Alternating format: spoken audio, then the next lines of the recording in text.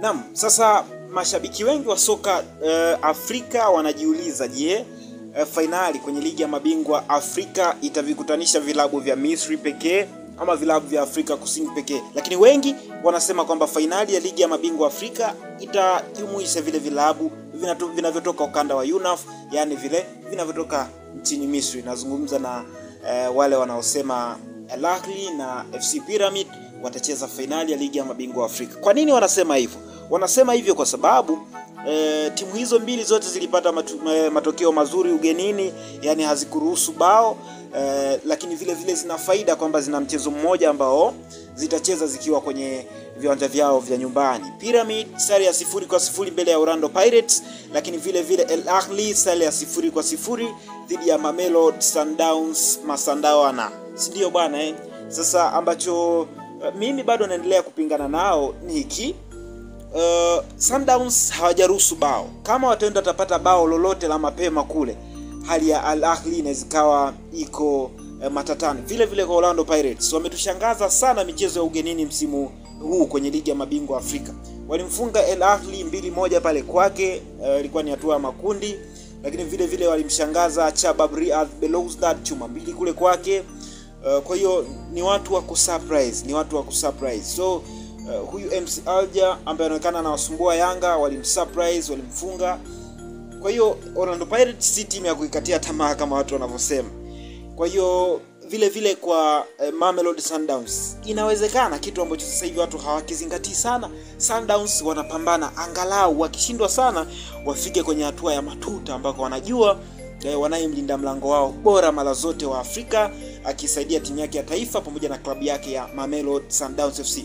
Namzungumzia Ronwen Williams. Ni mzuri sana kwenye mikwaju ya penalty, amethibitisha hilo mara kadhaa kwenye mashindano tofauti, ligi kuu pamoja na mashindano ya kimataifa ikiwa na club pamoja na timu ya taifa ya Afrika Kusini. Nazungumzia Bafana. Wengi wanasema uwezo wa Ronwen Williams kupangua mikwaju ya penalty kwenye mchezo kwenye ile hatua ya matuta huwa ni 2 out of 5, yani mikwaju ya penalty 2 kati ya 5. So Sundowns wanatakiwa kuhakikisha wanaweka kwenye kamba angalau mikwaju ya penalty 4 ili kuwapa ugumu Al Ahly, lakini hiyo itategemeana kama Ronwen Williams kweli ameamka vizuri na amesave mikwaju 2 ya penalty. Lakini vile vile Orlando Pirates wako imara sana kwenye swala zima la ulinzi. Hichi kitu watu hawakizungumzi sana. Moja kati ya uimara ambao wako nao ni kwenye eneo ambalo wanacheza Nkosinaty Sibisi pamoja na bwana mdogo Mbelekezi Mbokazi. Sisi tunaelewana vizuri Kwa hiyo mimi binafsi sijawakatia tamaa Mamelodi Sundowns, wala sijawakatia tamaa Al Ahly Sporting Club, wala sijawakatia tamaa Pyramid FC. Naamini yeyote anaweza kufanya jambo na muda wowote. Uzuri kuna dakika 90 na hakuna timu ambayo ilifanikiwa kupata bao kwenye ile michezo mkondo wa kwanza. Hiyo ni ligi ya mabingwa Afrika. Uchambuzi kuelekea michezo hiyo, na uchambuzi hasa umejikita kwenye mitazamo ya watu. Watu wanatazama nini kuelekea michezo hiyo? Kwa hiyo mimi binafsi naamini finali haiwezi kukutanisha timu kutoka taifa moja, yani iwe ni Misri, Afrika Kusini.